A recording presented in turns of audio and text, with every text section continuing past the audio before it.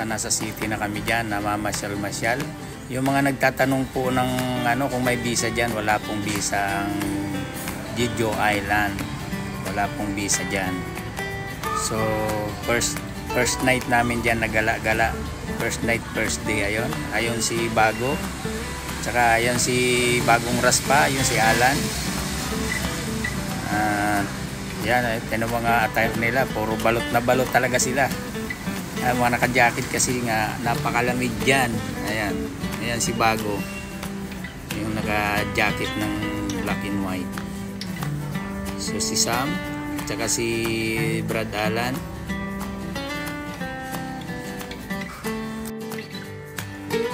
So mga kakosa, yun nga si Sam, naglalakad dyan. So naghahanap kami ng dyan, ng food court. Ayan si Alan. Hanap kami dyan, naglalakad-lakad kami. So ayan, yung mag-ina, nagpipicture-picture yung mag-ina dyan. Ayan, nagpapapicture si... Ayan. So ayan na nga yung ayan na nga yung food court dyan. Namimili kami ng kakainin namin dyan. Ang tagal namin. So ayan, pakapili mo, ipapaluto mo pa yan. Kaya actually nag-live ako dyan sa loob na yan. Kumakain kami dyan sa loob na yan. Ayan. Ang dami rin namimili. Ayun si Madam Lalen namimili pa ng makakain. So ayan, paikot-ikot ako dyan.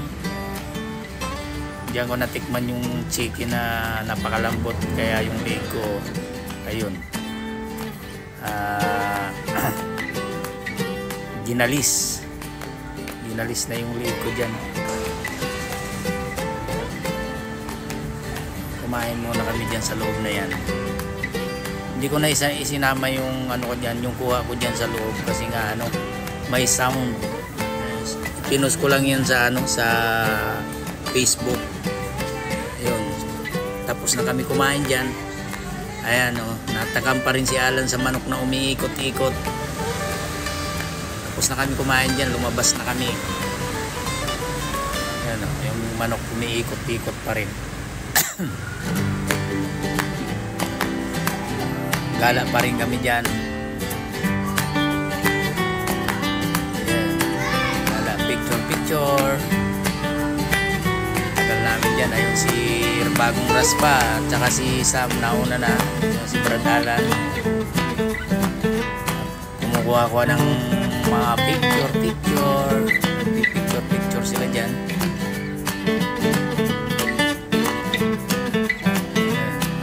So actually umuwi kami dyan mga alas 3 ata. Alauna pala kami sa hotel namin. Gala kami dyan sa city mo. Ayan yung mag-ina.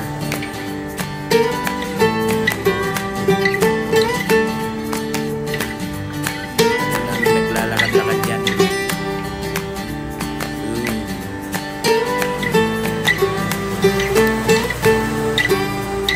So kinamagahan kasi dyan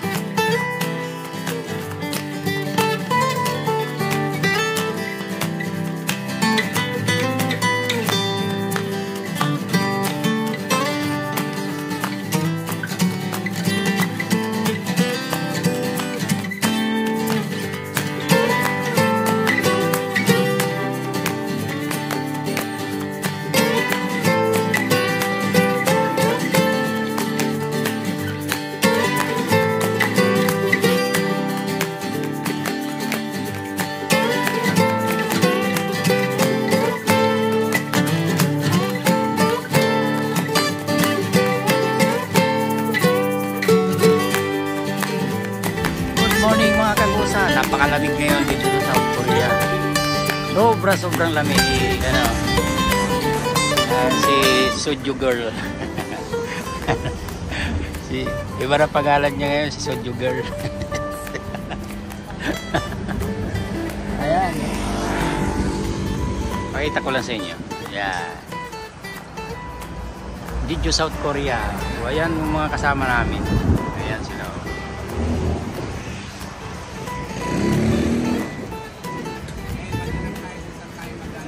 Ayan, kumakaway-kaway sila dyan. Kumakaway-kaway.